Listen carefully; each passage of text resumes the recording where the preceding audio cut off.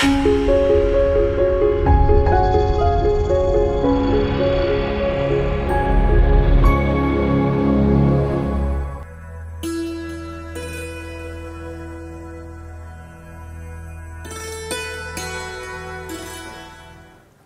بالله من الشيطان الرجيم بسم الله الرحمن الرحيم.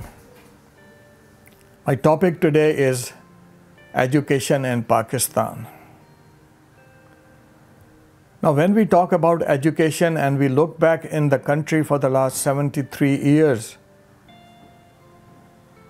the situation is very miserable. So what will happen? So much so that until this day, if somebody asks me what is the national language of Pakistan, what should I say? Quaid-e-Azam Muhammad Ali Jinnah, he on March 21st, 1948, said categorically, he said, and I quote, "The state language of Pakistan is going to be Urdu and no other language. Anyone who tries to mislead you is really the enemy of Pakistan." That's the father of the nation said. But when we and our leaders don't take pride in Urdu, how the hell this language will be promoted? We think if we speak in English, we are super or respectable citizens. Not only this, what about our dress? We don't have any dress. Do we take pride in our shalwar kameez? Is that our national dress? Or it is a pajama or kurta? Or is a Balochi turban? What is our national dress? When our leaders go to conferences or in United Nations or meeting the delegates, they again put on the suits, the coats, the pant, the tie. Now let's talk about education. 22 million children are out of school. The so-called school. Why I'm saying so-called? Few images from our schools. Here you go.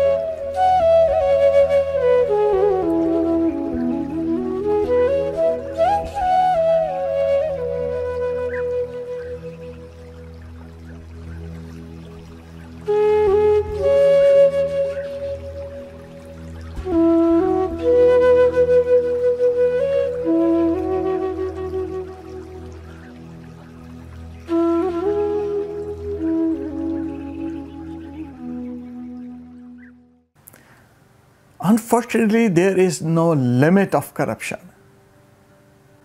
It's not the money going away, it's the future of your children. After the partition of India, the teacher has never been given a respect. fancy names, Cambridge School, O-level school, A-level school, Oxford Kindergarten University, Kindergarten University.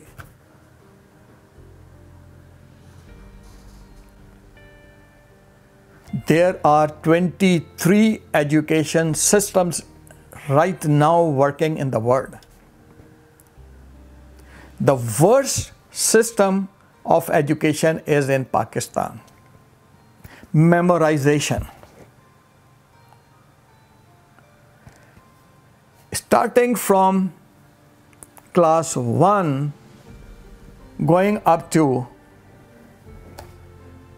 12 grades, we are asking our kids to rock forward and backward,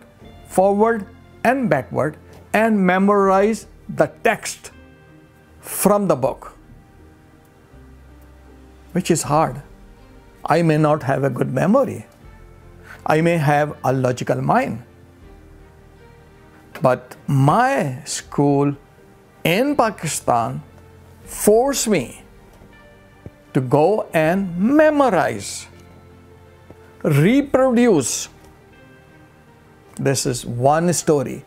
So it is the worst system in the world where you just put the poor children into a memorization exercise. The second worst thing is that you put them into a dog's race. Oh man, go and get the first position. What the hell this first position means? Get first in the class, second in the class, third in the class. Have you ever gone and studied? Nowadays, Google is there. Go and see what the other nations are doing. Who cares about your first division? Because now it's a dog's race, so another corruption. Don't you guys know that in our school examination centers, there is a massive cheating at the children's level, at the directorates level, at the examination center level, at the board level. If you have the money, you can cheat with a knife open on your desk, copy from wherever you want. If you got more money, you will be sitting in principal's office and writing down, or rather some teacher will be writing for you. And if you are further resourceful, you will be allowed even not to appear in the paper because somebody else will do your papers. I'm not joking.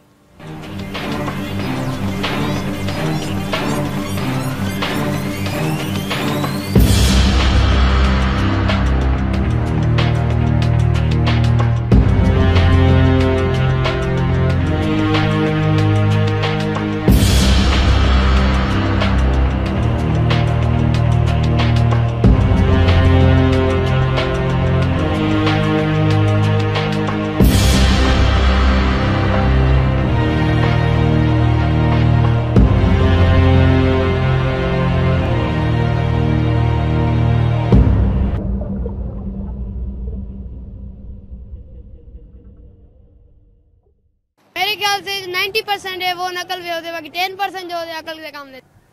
Out of 1100, kids are getting 1,080, 1,090 marks. Damn! Do you believe in this? By acquiring the certificates and degrees and getting into the dog's race, getting 100% marks or getting first position, are we giving our children the way to live in the life? Grooming, tarbiyat. Education and grooming, these are vitally important for each other. Just like as somebody gave an example of a smartphone. A phone without a SIM, useless. A SIM without a phone, useless. So you have to put the SIM in the phone to work.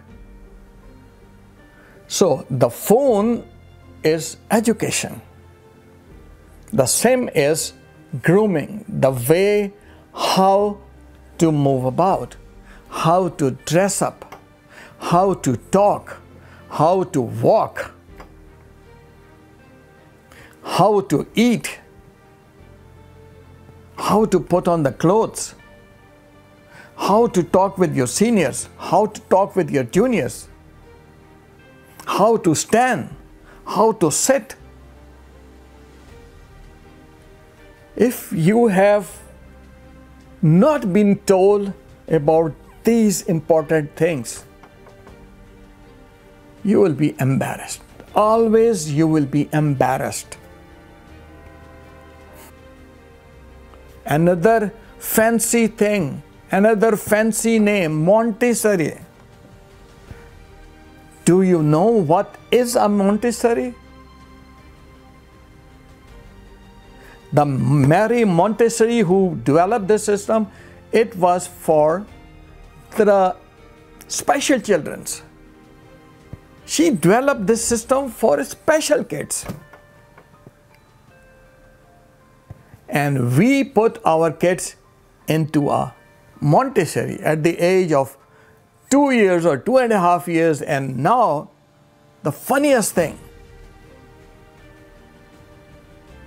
you go and ask a school, when should you be enrolling the child, so that I plan my child accordingly. Listen this thing. 7 साल तक मेरा नबी कहता है बच्चे को नमाज भी ना कहो, 10 साल के बाद थोड़ा पाबंदी करवाओ। माँ बाप 7 साल 10 साल तक बच्चे को टाइम दें।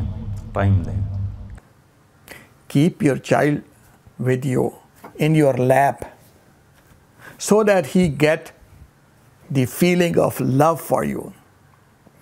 Otherwise, you will be like the mothers in European and other countries. Alhamdulillah, we are blessed with the hot water. Not all countries are blessed with that. We are blessed with the youth. 50% of our population is youth, is energetic. They want to do it. But we have to come out of the mind which we developed in our slavery of 200 years. We have to think that we as Pakistani, as Muslims, can do anything. We have made our youth so depressed because they don't get jobs. Why they don't get jobs? Because we don't educate them properly. In my next session, we'll be talking about the education system which the Finland is using. It's a small nation. They have the best system. They keep their children more with their parents. No homework, no memorization, no uniform. And in their country, it is a sin. It's a crime to open up a private school and start sucking the blood of parents and the students. With this, I would like to conclude, leaving a question for you. What should we do now? What should we do now? May Allah pardon us for all those sins we have been doing for the last 73 years. We don't want to listen even the good words. We want to see the dramas, and our wives, our sisters, our mothers are enjoying. Even I have seen our elderly people, elderly men are enjoying those crazy dramas. What we are telling this new generation? Astaghfirullah, astaghfirullah.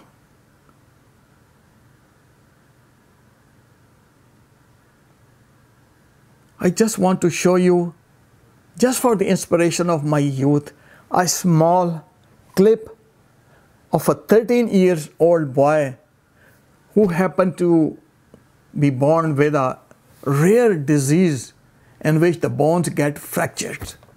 When he was born, 130 fractures were on his bones. His bones were all fractured. And look what he's saying. With that, I say, Allah Hafiz. I want to spread the message that no matter what happens in your life, you should never, ever give up on your passion. Everyone in this world goes through struggles of some sort. And I know, because I, for one, have to deal with constant fractures and lots of pain. But I believe that if I can turn impossible into I'm possible in my life, you can too. If you can believe it, you can achieve it.